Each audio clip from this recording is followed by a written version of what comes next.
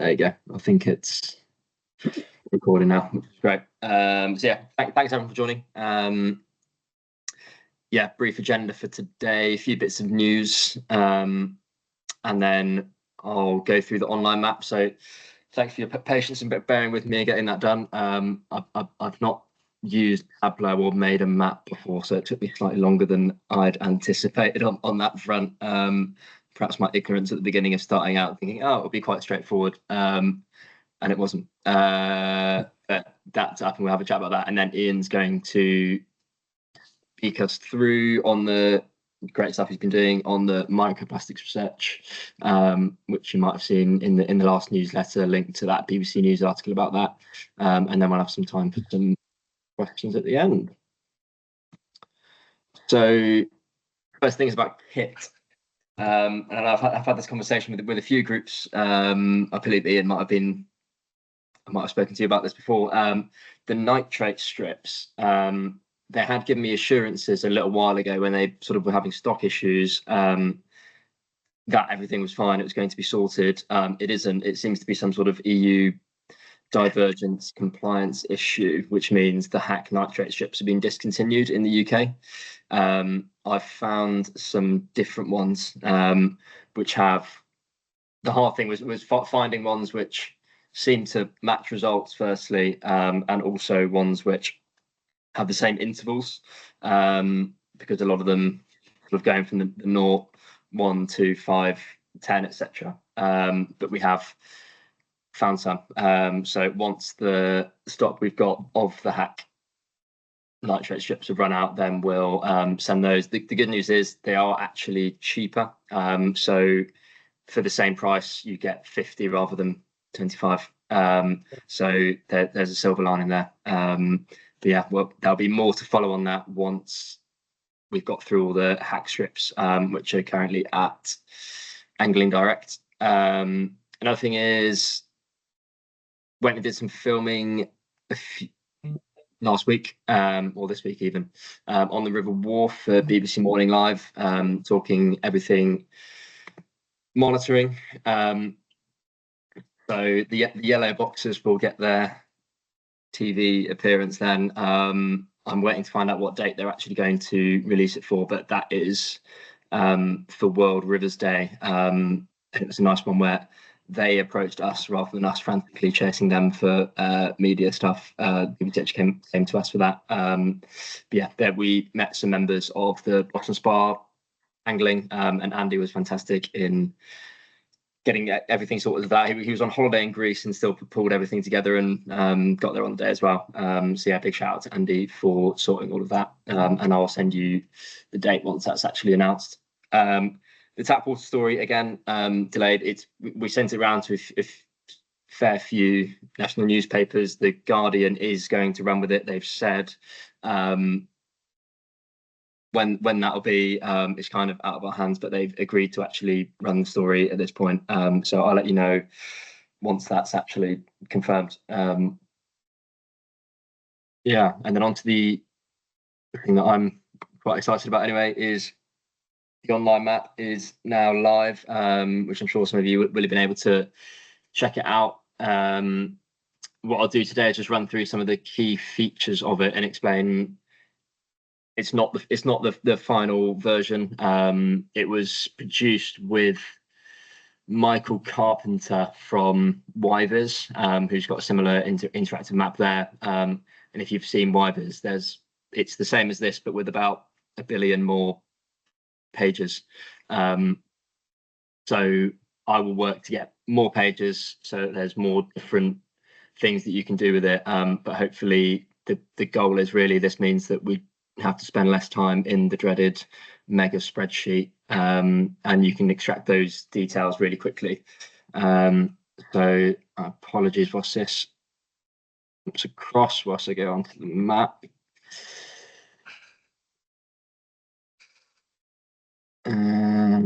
Can you see the map now on there? Mm-hmm.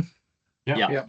Okay. The other thing to say is it is pretty, it's not got great mobile functionality at this point, but I thought it better to release it on the desktop form, which, to be honest, is the best way to actually view the data and view some of the things. And then at some point we'll try and get a mobile version, but again, as with producing this part, that might take a little while, and then we'll get some more apps as well. So there's a number of functionalities of it. You can see site level trends over the whole period, and then you can filter by wherever you are in the UK, and then filter through. So to run through different pages. Hopefully this is quite a nice launch page, sort of telling you everything you need to know in as short amount of time as possible was the sort of goal. This one as well is Michael was very useful in setting up, because they have the same thing in YViz. So which river should we go to today? Yeah, one thing to say, it's quite a fiddly system. I think that Tableau, but I think it's still quite robust and easy to use once you sort of have a little bit of time looking into it. Hopefully you'll get a bit more familiar. So you can see if something like we've ended up on Basil Brook has only got one measurement, then it won't look much like a graph. So maybe we'll find a different one. Where are we? Blackwater. Let's have a look at that. So then again, yeah, you can filter by it. See, it will still have the sites there on the map as well, but you can see over time, and then hopefully that'll be a useful thing for sort of local engagements. So I'm just going to exit full screen because I've got someone joining. Great. Yeah, so that's another, hopefully there's some useful functionalities in there, and then again, it's going to look like absolute chaos at the beginning, because that's every single measurement. We hit 11,000 samples this month, all of which are represented in that very nice, easily digestible chart that you can see there. But again, once you actually filter down onto, once you filter it down onto a wherever you are, and you can actually see a bit more detail, hopefully. And the useful thing, hopefully, is having that upper limit for good ecological status there means you can quite quickly see. So Hampshire Avon, for instance, comes up red on the map for good reason, because you can see here it's quite unusual actually that ones do meet good ecological status for that catchment. And then if you want to see what the data is like for each site as well, that list will update. So if you choose your river, you can then see the drop down, which would have reduced that list from the thousands of sites down to just the ones which are relevant for that area. And then the same for each of them. Again, they're all going to look like chaos when they first start. So it's all about filtering, and then you'll be able to see what's going on, and hopefully that'll be a really useful resource. And for myself, I'm quite excited about that, mainly for the reason, hopefully it'll mean I have less time in spreadsheet, which hopefully is music for some other people's ears as well. And then, yeah, like I say, there will be more functionality coming out of it, and if there's anything which you see as being a useful thing to add to it, then please let me know, and then we can have a chat about that and see whether I can get that done. The other thing to note is the data set itself, and this was really what took most of the time to get it set up. It's a bit of a mess, largely because you've got the trade-off between having a set list of sites, like they do on places like the Y and YViz, which makes data processing much easier because it means all rivers, all sites come up with the exact same name. I think it's a useful thing for us that, if you're visiting somewhere or there's something going on, you can go and monitor a completely fresh site from the start. Just sort of willy-nilly testing a site, seeing what's going on. That does mean that because they're typed in individually each time, we've got a crazy list of sites which I've done my best to try and wrestle through. One, using some AI, and two, manually going through all 10,000 cells in the spreadsheet. If you can, it would be fantastic if you try and get the spelling or the sort of name the same each time, because that just means then automatically when it goes in, the spreadsheet is set up which feeds into that, that it will automatically detect the site name and then add it onto the same thing. Otherwise, you might get strange things of, if there's even one thing is in uppercase and one isn't, then it will come up as a new site. So yeah, that would be great if people could, but if not, I'll be screening the data every week anyway. So I'll add some more data tomorrow. That's one, looking for sort of any strange values which pop up, and two, just making sure we've actually got, again, all of those sites matched up. So yeah, it'll be a weekly upload. It's not at the stage of being an API.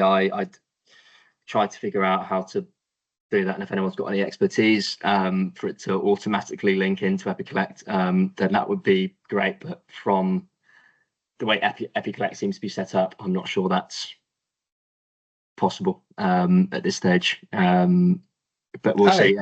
Yeah. Sorry, could I ask a question on the locations? Yeah. Go on.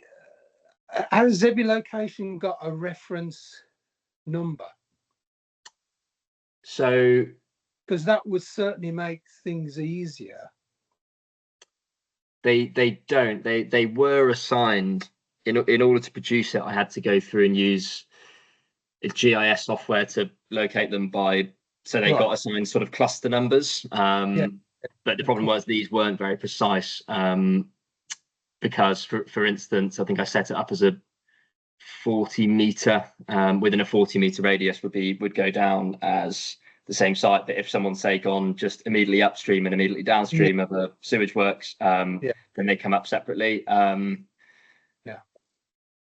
Okay. I think for the visual, I think it looks more, maybe brings the place to life more, it being a name of location. It would certainly make my life easier if everything had a single site. But I think for now, given we've got, well, all 10,000 with names. Yeah, it's a fair comment. Yeah. Alex, have you looked how the cartographer does the site selection? Sorry, say that again, Howard. Have you looked at how cartographer does the site selection to get the right name on each site? You actually select the site.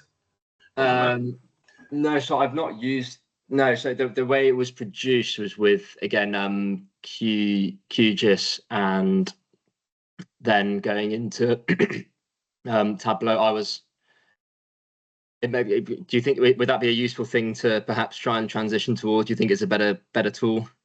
It's just a different way of doing it, but I understand the problem of naming conventions and so on. But it might be worth having a look at cartographer to see how the Riverfly partnership do capture the army samples. Okay. Yeah, I'll take a look and see if that's that's for invertebrate monitoring I'm talking about. Yes. Yeah. Okay. I'll check out cartographer and see if that's a good tool to use. Because I've heard it spoken about. There are a few options which, when I was setting out, sort of explored, and then once I started, just sort of got heads down and went through this way. Would it be useful, Alex? Oh, sorry. Would it be useful to actually update the location every single time? Would that tend What do you mean by update the location every single time? It allows you on the app. It allows you to actually update the actual location where you are filling in the app. I understand it's where you're filling the app in. So if you don't fill the app in at the location, obviously that's a waste of time. But it does give you the option to actually update it every time. Yeah. I So wondered where that would help. preferably do put the update the location each time, because the way it works is the site's already been assigned, so essentially there's some data. If it doesn't have the lat and long, yeah, I think it's just useful to do. I mean, it's up to you, especially if it's a new site, unless it's got the latitude and longitude at some point, then obviously it can't end up on the map without that. But if it's a site you've been monitoring for a long time, I wouldn't say it would make too much difference. It might just move it by a sort of inch or two each way, because it's sort of amalgamating all those different results.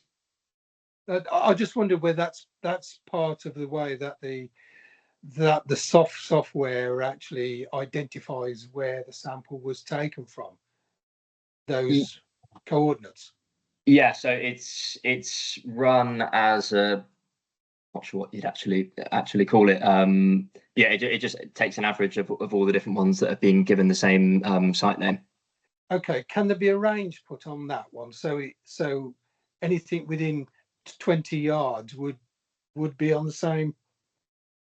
Yeah, so the way it into works going in is if it's got the same, if it's the name of the site and the river, which means that now it'll end up in the same place. If it's within the same location and it's given a different name, I'll pick it up anyway when I'm putting the data in every week. I just wondered when it would help. You see, that's the only reason. Yeah, no, it's completely up to you. I mean, I tend to chuck the latitude, longitude on anyway, just because it gives us that full range of data. And if at some point, because at the moment they're done as site averages. If say at some point you wanted to do individual analysis of every single sample, then it might be a useful thing to have the location for each of them as well, for that. Yeah. Okay. Don't know if there's any. Oh yeah, sorry, Andy, you've got your hand up. Oh yeah, just wanted to say hello to everybody. It's our first meeting I've actually managed to get to, so pleased to be able to meet you all. Right. I work with the South East Wales Rivers Trust, so cover the area from sort of Newport across to Bridgend, so the River Ogmore, which is where I live. I just got a quick. I came across the other day a data set which was NRW's water quality database, and it's downloadable. And it's got every single sample that they've taken since 2020, since 2000 rather. So this data set has got tens of thousands of rows within it, and you can filter that down to each of the individual sampling sites. And when I saw what you'd done, Alex, I thought that's exactly what I was hoping I'd be able to do with this data. And I just wonder whether it would, if I did almost like a subsample for one of the catchments, like the Ogmore, and sent that to you, I would see whether you could integrate it into your system. Then people might be able to look back sort of historically then. I would, yeah, so I would love to have whether it's NRW or the EA with all of their Water Framework Directive measurements. I absolutely love those two databases. The one place that is actually there now is on the Casco website, I believe. All those that data is there. Okay, right. They have done it, have they? So, right. Okay. All right. I believe I got in trouble last week for once again trying to give Casco a kick up the backside for not getting our data online, and then found out do now have the data online. It's taken them 3 years and £7 million, but they have got there. Right. So, but yeah, they do have that catchment data. When it comes to that as well, in a week or so's time, our researcher is starting on the 3rd annual report, and one of the things I've asked them to do is compare that statutory Environment Agency and NRW monitoring with our own data set, because it's not something we've now got 3 years of data. So it'd be really nice to see that. Absolutely. That taking place. I'll be honest, I'm not going to be able to put them both. I did have a look. it's not something I'm going to be able to do at the moment. But yeah, have a look on Casco, and if it's not, I will do. Yeah, I'll have a look at that. But I just wonder, it's only because it's only a few weeks ago I came across it and I thought, wow, this is amazing. And it'd be looking at those sort of long-term trends and see what's happened. You know, there's a lot of data there. That is incredible. And if anybody else is based in Wales and wants to know where it is, then give me a shout and I can send you the details. But I think I might be visiting. I think you're due to come down. Do the training. I'll see you there. That'll be I'll see you there. Okay. No, nice to meet you. Likewise. Okay. Yeah. Well, I'll see you next week as well, Andy. Great. Thank you. Thanks, Alex. Any other questions on the mapping side of things before we dive into Ian's research? Take that silence as a no and start presenting again.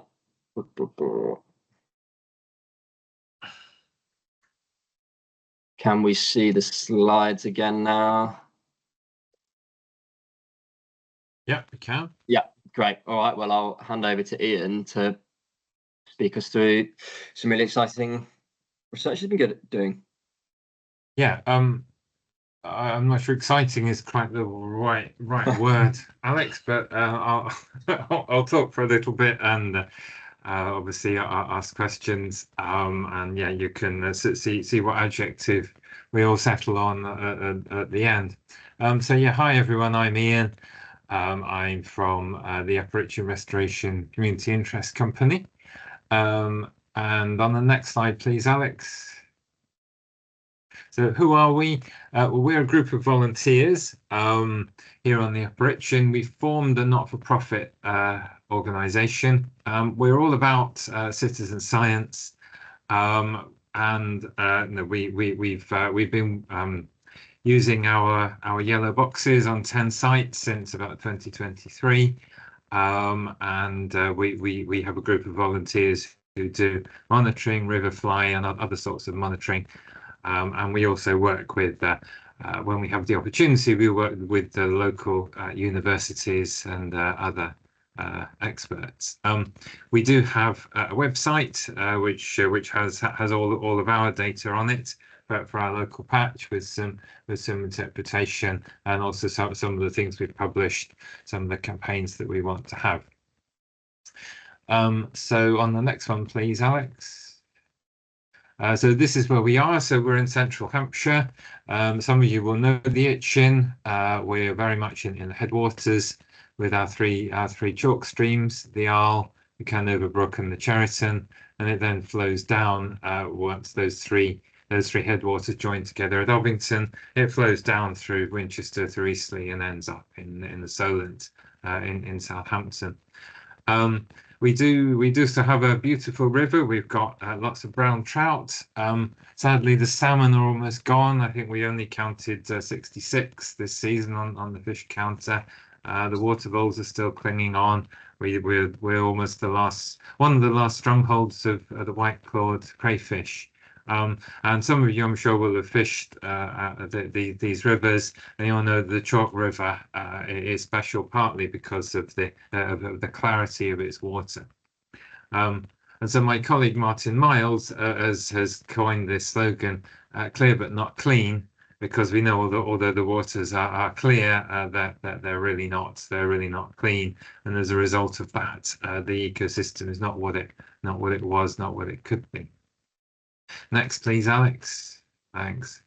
So at the moment, of course, we are in the drought. A lot of water. The Portsmouth and Southampton is abstracted from our river, from our aquifer, and so we have low flow. There's a picture of Howard there with a great big ball of Cladophora, blanket weed.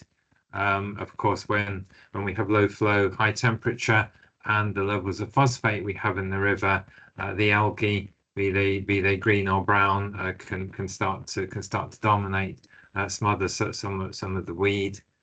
And as I'm sure you do on your rivers, we have issues with chemicals from household, agriculture, pharmaceuticals. There's runoff from the highways. Rural area, a lot of off-mains drainage with septic tanks, some of which are better maintained than others. and in certainly our yellow box work shows that although we're generally coming out as WFD good, there's too much phosphates in these rivers. And next one, thank you. Yes, we do a number of sorts of monitoring, and one of them, of course, is monitoring inverts. Some of you might have heard of the Smart Rivers program, which is run by Wildfish. And twice a year, on 3 of our sites, we actually take a sample, and rather than just estimating it, if you've seen Army Riverfly, we actually take a microscope and we count every single animal, and we take it right down to species level, which gives us a really good fingerprint of what's actually going on in the river. And we started to notice, you can see that picture on the right, that there were things, that there were fibers, there were pieces of plastic. When you actually start looking under a microscope, you can see these things. So on the right there, there's that's a Batis, an olive nymph, and you can see there's a little bundle of red fibers, and there's some of those crinkly blue ones are probably natural fibers, maybe cotton. And we were seeing a lot of these, so we decided to investigate that. And so we put together a project really to ask 3 questions. One, are there actually microparticles in our rivers? They're supposed to be pristine chalk streams? If there are, then what kind are they? What substances are they? And then what can we actually work out where they're coming from, and then maybe do something about it? Next, please.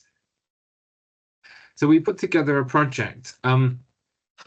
Some of the work we have to do is actually beyond what we can do on our own as citizen scientists.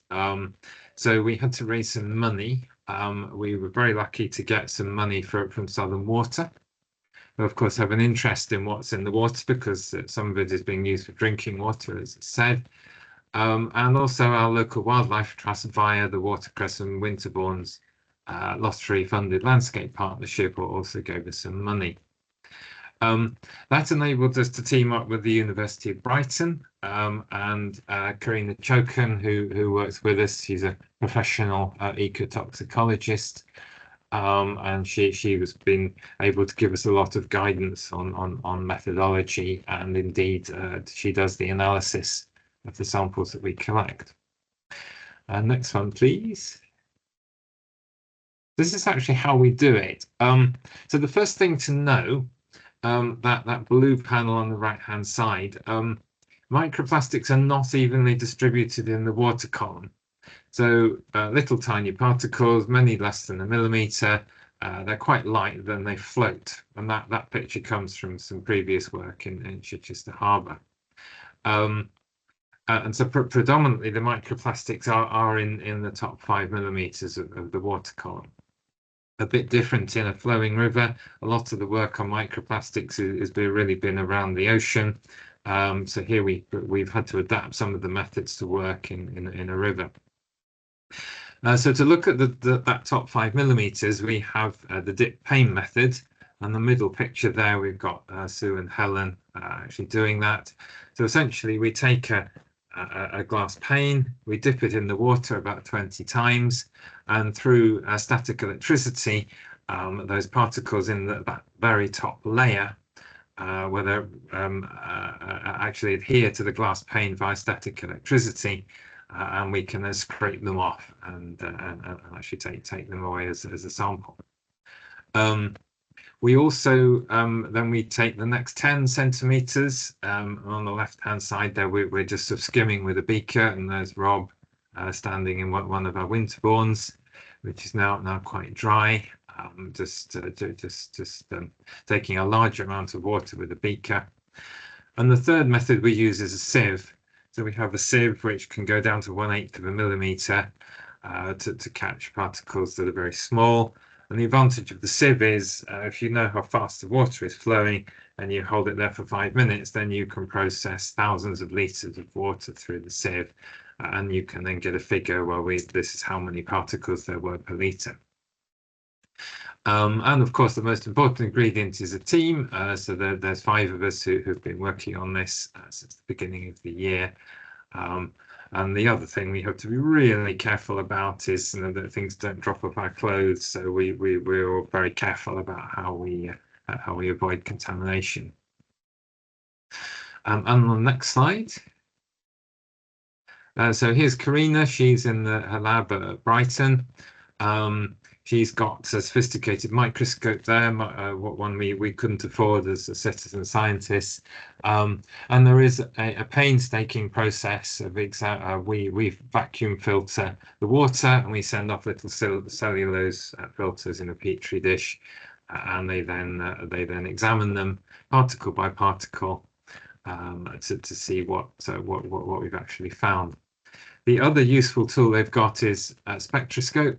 And they use a technique called FTIR, which is basically using the fact that different substances reflect light or infrared light at different wavelengths, and so you get a sort of a spectra of a fingerprint for different types of substance, which enables us to actually say that this is what they were. And on the next one, this is what we found. So the project is still going, but these are what we found so far. I hope you can see these. We're just going, these are pictures taken down the microscope. So you can see there on the left-hand side, there's a curved red fiber. That's probably a synthetic fiber, maybe polyester of some form. On the next one, that crinkly black thing, that's probably a tire wear particle. As you probably realize, as we drive around in our cars, then the little pieces of rubber break off our tires, and they're very likely candidates to get washed off a road and into a river. On the right there, we've got a fiberglass shard. You can see that's sort of it's got a regular shape. It's pointy.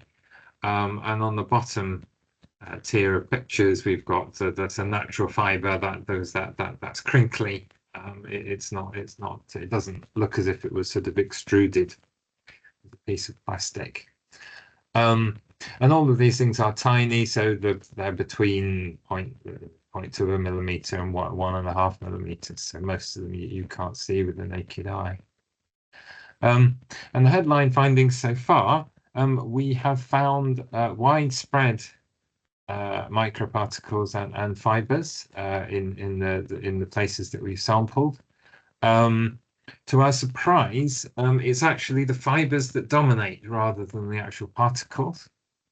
And there are different colors, mostly black, blue, purple. There are some red ones as well.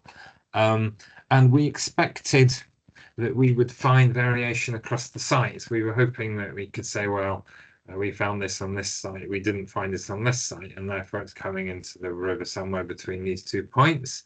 But so far we haven't found a great deal of variation across sites as we move up and downstream. Nor have we found much difference between seasons. We took our first samples in February. That sort of points to the idea that this is a fairly widespread form of pollution, even in our rural area with headwater chalk streams. That it seems to be, and we have found some of our samples. We've actually found as many as 20 microfibers per litre. So, which is, if you think of the amount of water in a river, that's actually quite a lot of. That's quite a lot of fibers. So next, please, Alex. So the question we now have is, where is all this coming from? And that's the next question we're going to try and answer in our study. We've got until the November, December to actually publish. So just for once, it's probably not the usual candidate. So we have one sewage works in our headwaters. It discharges to groundwater, not directly to the river. Of course, conventional sewage treatment doesn't actually deal with this type of pollution. It's not good at removing microparticles, microfibers. We've got one CSO around here, and all of our samples were taken upstream of it, so that's not the culprit either. So some of the things we're looking at, you may have some ideas too. Washing machines are an obvious source of fibers. We've got a number of, probably half the homes in this area are not on mains drainage. Their washing machines may discharge to a septic tank. We have places where sewage sludge, the sewage cake, the final output from water company sewage treatment gets spread on the fields as fertilizer. We haven't yet found any that's close enough to the river to explain the level of pollution we're finding. Tire particles clearly are coming from roads. We have agriculture, we have aquaculture, we have derelict buildings. The fiberglass may come from buildings, it may come from pipes where there's sort of glass reinforced plastic lining a pipe or a culvert or a borehole. And the other candidate that we're exploring is atmospheric deposition, is this stuff falling out of the sky. We're in the westerly airstream from the docks at Southampton and also from Bournemouth. So that's another. So we're also going to. We've started to sample rainwater now that it started raining again to see whether we can actually find the same level of fibers in rainwater. So that's our objective, to try and work out what the sources are. There's probably more than one. And indeed, if we can point the finger at a point source, or whether it's a widespread sort of diffuse phenomenon. And next, please. Yeah, thanks. So it's perhaps not a surprise. I think the first study that showed that there were microplastics widespread in the environment was actually published 20 years ago. So far as we know, ours is the first that's actually looked at a chalk stream. We're still, frankly, finding out what this is actually doing to the river. Here's a couple of studies briefly. We do know that invertebrates, which of course are the food of the fish, are actually ingesting plastic. There's a study there. That's on the left-hand side. That's agamarus, a freshwater shrimp. We do know that they actually that they take in plastic, perhaps in mistake for food, and they actually chew it up. Exactly what it does to them is not clear. On the right-hand side, there's a study from Wales, from the wider Taff and the Usk, and that looked at things like the Batis, the olive nymphs, and also caddis, and it found that there wasn't a difference in the level of plastic in the bodies of the grazers, like the olives actually go and find their food, and the filter feeders, like the caddis, they just sit there in the stream. And that would suggest that this stuff is at the very base of the food chain, the tiny plankton. And next one, please. And so this that picture is from a marine study. We've got to remember that once these are at the base of the food chain, they move up through the food chain. So the inverts eat the plankton, the fish eat the inverts. And the effect is concentrated higher up the food chain. And there are published studies that suggest there are obvious risks like entanglement, some of the fibers we've seen, creatures getting their digestive system blocked up, effects like reduced feeding, fewer offspring, reduced survival rates. And the other thing we know is that different kinds of pollution interact with one another. So we think we know that chemical pollutants, like maybe pesticides, if they're in the water, can actually precipitate out on the surface of the particles. And so if you're a little creature and you just swallowed one, then you may have got a double whammy of plastic and chemical. The other thing to remember about the food chain is that to an extent we humans are at the top of the food chain. And on the next one, please. I'm not a doctor, and this is out of the scope of our study, but I'm sure you've seen in the press, on TV, a lot of publicity about what plastic microparticulates might be doing to us. We know that it's in our blood, it's in our brains, we breathe it in, it's in our food, it can cross the placenta. I just wonder whether if we do get to understand that this is doing us harm as humans, that maybe that will be the thing that will actually make people sit up and do something about this. And on the next one, final thought, what can we do? So I know this seems like a massive problem. It's plastic is pretty hard to avoid. It is actually a very useful substance after all. But I think there are things we can all do. So next time you go to the supermarket and you're buying your apples or whatever, don't get the bag that's conveniently in plastic. You go and select the loose ones and weigh them out. Maybe go to the market and do that. How often do we need to wash our clothes? Maybe we wash them too often. Maybe that's why we have all these fibers. I saw an estimate that all the washing machines in the UK produce something like 9 trillion fibers. That's in a week. If you are using plastic, which of course we all do, try and reuse it. If you've got a plastic bottle, you can use it more than once.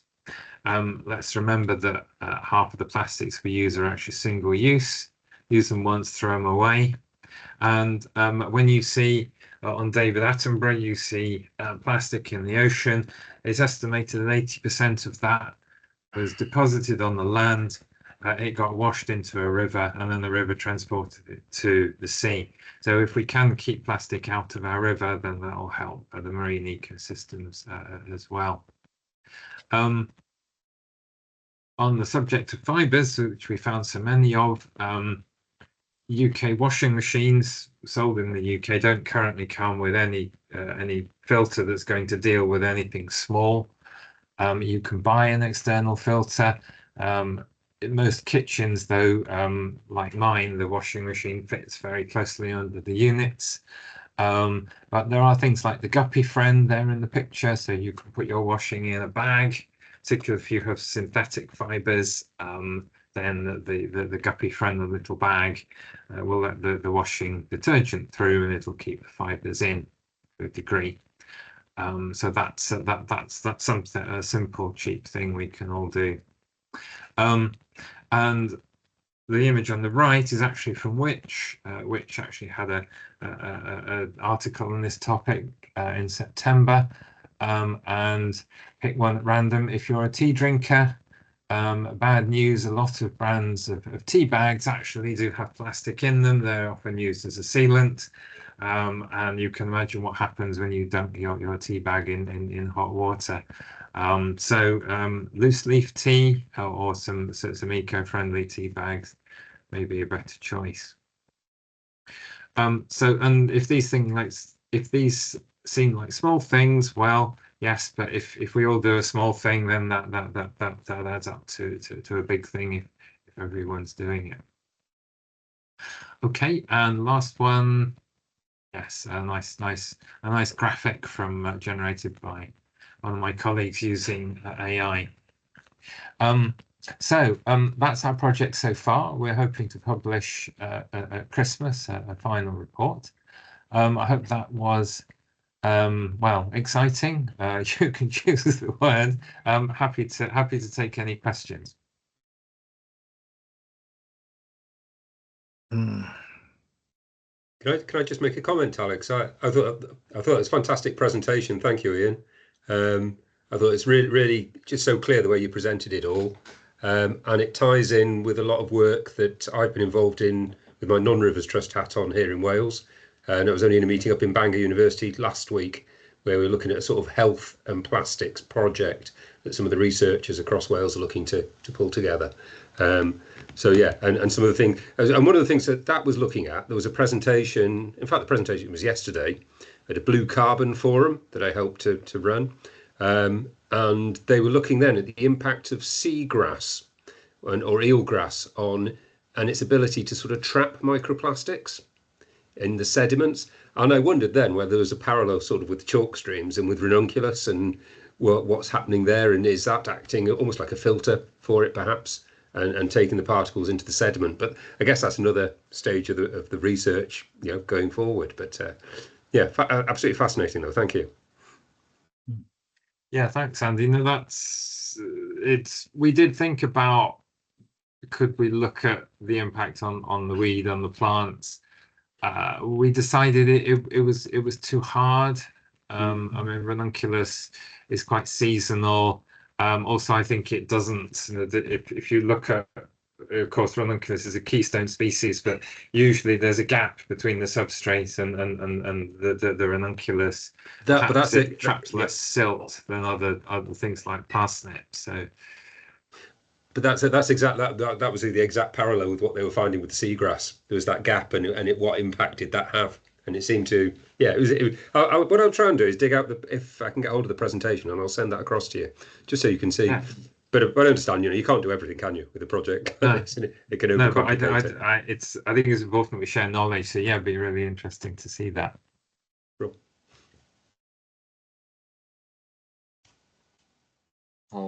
Oh, there's go on, Chris. Hi, thanks for the presentation, Ian. It was very good. One of the difficult questions is the impact of groups of individuals like ourselves and the citizen scientists who've been participating for the last few years. I just wonder if there's a way of amalgamating, if you like, the disparate groups who are operating and bringing them under an umbrella, which isn't necessarily funded by perhaps a government or government agencies, which, you know, certain groups are, which I find is a conflict of interest. I just wonder if you've had any thoughts on that, Ian, because I find that quite difficult. You know, we've done all the data collecting, and regardless of how frequently do it, I wonder if that data can be actually challenged by other scientists, proper scientists, proper scientists who would seek to do down our efforts. Yeah, and I think that's something where, you know, we probably all encountered that as citizen science, haven't we, Christopher? I think perhaps citizen science is becoming accepted. This particular study, we do have the comfort of having an academic working with us, and so, you know, we are following a method. Those methods are already the subject of academic papers. I think it'd be interesting to see some of the questions we get if we get as far as a peer-reviewed journal. I think a lot of the methods were developed for the marine environment, and we have had to do some adaptations for sort of flowing river water. I mean, on your first point, I kind of agree. Sometimes, you know, things do seem very fragmented and not joined up. I think that's why WQMN is good, because it's national. Yeah, it's we tend to work with our local universities, and I think if anybody wants to do a similar study to one that we're doing, then you know, you could. You will need equipment which is beyond the scope of what we can all probably afford. But if you could find an MSc student or something, that might work. But I think, yeah, we all need to share data, and yeah, it's the official agencies are not doing this in the way that I think they should. So that's why we're important. Thank you. I've got a barrage of questions for you, Ian, but first just say thank you very much for the presentation. I think you're going to upgrade the adjective from interesting to fascinating. That was brilliant, and it's good to see what it's all about. The first thing is, I mean, kind of blew my mind when he said 5 millimeters is where most of it on the surface remains. Did you monitor the flow in order to know exactly how many litres were going to come through them as well? Yes, I mean, as I said, it depends what we're doing. So the glass pane method it collects a small amount of water, but it's aimed at that very top layer. That's why we're using the sieves. So sieves are not used in the ocean, so that's a river innovation. And yes, because we have a little flow meter, so we can measure the speed. Sometimes we sample next to an Environment Agency gauging station where there's public data where we can tell the flow. And because pi r squared, the diameter, the area of your sieve, then yes, you can work out that while I was standing there for 10 minutes, 10,000 litres went through. So yes, so the sieve is quite a useful method. The problem with it is if you get that amount of water through it, it can get clogged up with if you've got silt. And we found at certain times of year the samples get so silty that they're almost unusable. So there are some methodology things where we took us quite a long time to refine the method. Right. A few sort of general reflections as well, and this is partly on what Chris was saying. I mean, echo Ian's thoughts. I hope the Water Quality Monitoring Network is a useful sort of vessel to have these conversations and know that these different projects are taking place. Just on the sort of research Ian has been getting up to, there will be a section on chalk streams, specifically in the next annual report, which I know Ian asked for, and I confirm I've asked the academic who came to be doing that for a section on that. Secondly, again, you're sort of ahead of the curve here, Ian, on the collaboration with Wildfish and their Smart Rivers project. They've just got a new data chap, which I'm unashamedly jealous of, but he's now sifting through our data and seeing if there's any sort of research we can collaborate on there. So hopefully there'll be some more of the collaboration between the invert monitoring and the sort of stuff that we've been monitoring as well. And finally, yeah, the road runoff thing you mentioned as well. There's some work going on that, and hopefully it makes the cut on the BBC interview next week. Because I did have a brief rant about the fact that we've got about 15,000 discharge points from national highways, and zero, not even a single one, has an environmental permit. So I think that rant might be too long, even to make onto there. Yeah, thanks very much, Ian, for that. That was super interesting. And yeah, but you say it's by the end of the year you're hoping to get the final report. Yes, that's right. I mean, we're collecting our final samples tomorrow for autumn, and then yeah, we're hoping Christmas time to have a report. One final question is just, I mean, in terms of, I know you got funding from other people, and maybe you might not be at liberty to share the information. What sort of ballpark costs for doing this sort of project?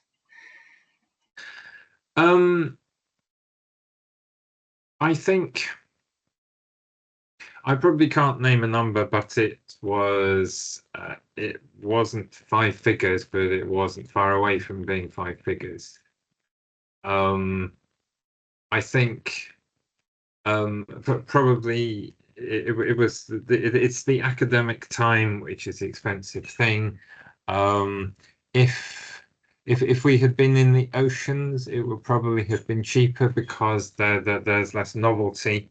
There's more of a beaten path on how to do it. And I think, yeah, if we're going to continue this, which we might do, then I'm hoping we'll be able to get some MSc students or something like that once this study is kind of laying out the method. But yeah, it isn't particularly cheap when we consider the resources that we all have, and we were very lucky to get the funding that we did. Right. I think Mark's got his hand up as well. Thank you. Yes, evening everyone. Mark Owen, I'm head of fisheries at the Angling Trust. So in fact, I took part in the first pilots of the Riverfly Partnership. So I go back that far away. So I just wanted to come in and just pick up a couple of points. Christopher, you made a very good point about government funding, which we agree with. Water Quality Monitoring Network isn't funded by government. But there has been a fight for the last, 10, 12 years, I guess, on getting regulators to accept citizen science data in a meaningful way. And I think we are certainly picking up now a change in attitude. This particular project has the interest of the Environment Agency about, the data, not influence the data, but can they use the data and complement their own data?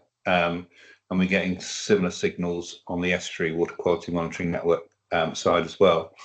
But I also just wanted to flag sort of going forward, and we might like to give a presentation to you guys on this later, in the fact that we have a PhD student starting this month in partnership with the University of Leicester. We're the second supervisor. We were lucky to get a fully funded NERC grant for this PhD student over 4 years, and it's looking at the epigenic impacts of pollution on fish populations.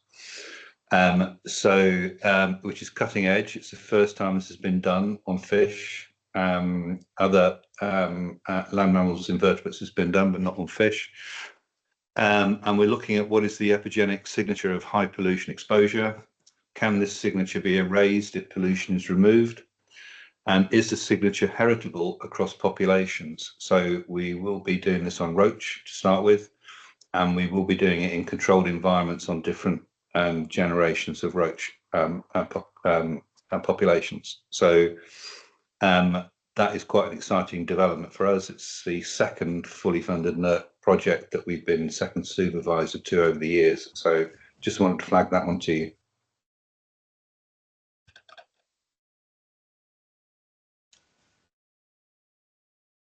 I can see Christopher's got his hand up as well. Hi again. Thanks for that.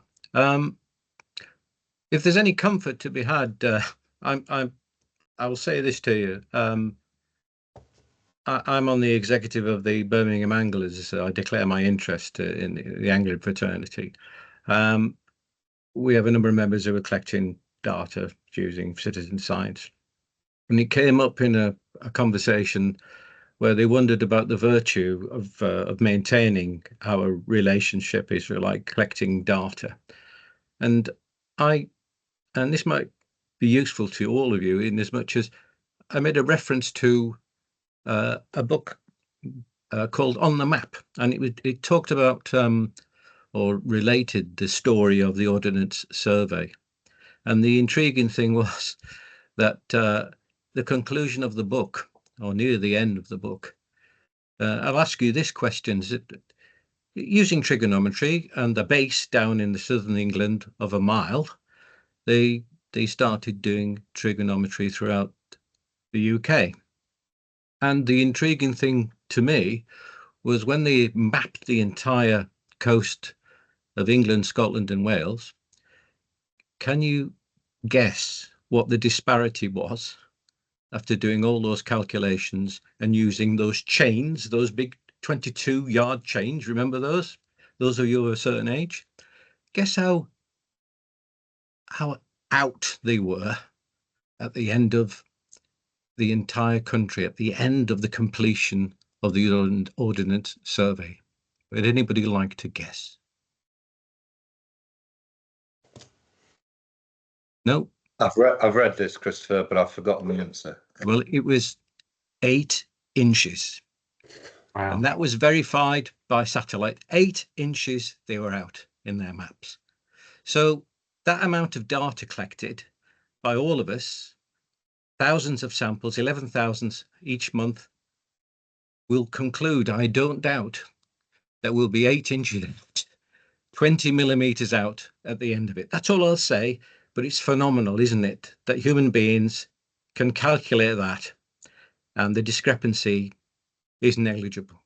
That's all I'll say. Yeah, thanks very much, Mr. I know we've had some emails about that. So yeah, that's really interesting. Just to add more as well to what Mark said, and perhaps this comes back to what you were saying, Christopher, as well, in terms of, I know that the concern from Birmingham Anglers Association is we've got this data, what are we doing with it? And obviously the sort of periodic reports and everything else we push out, I think are useful.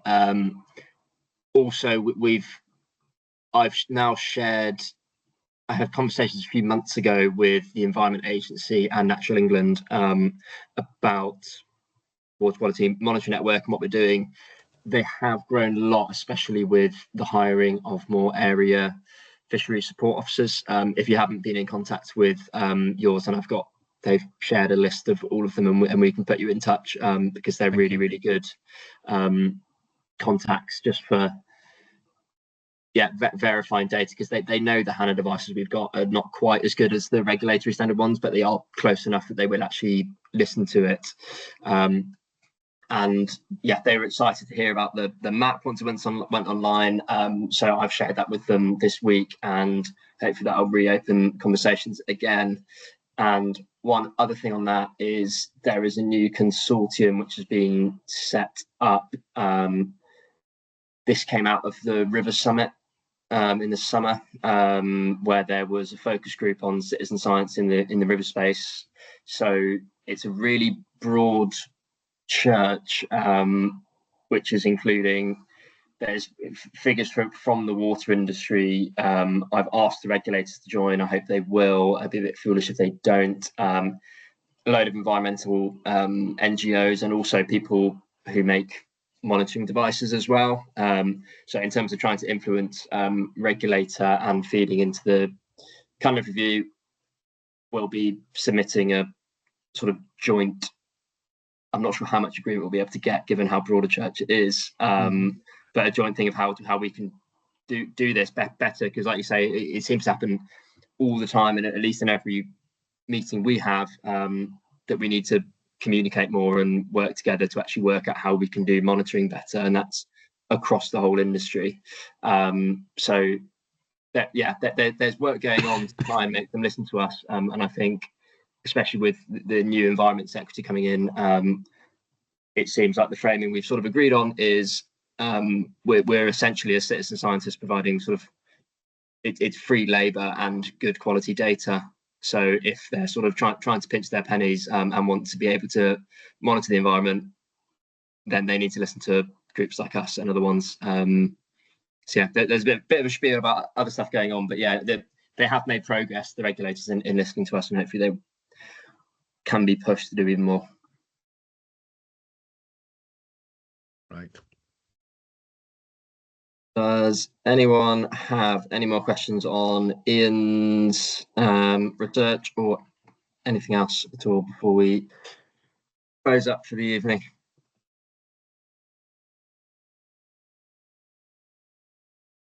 Nope.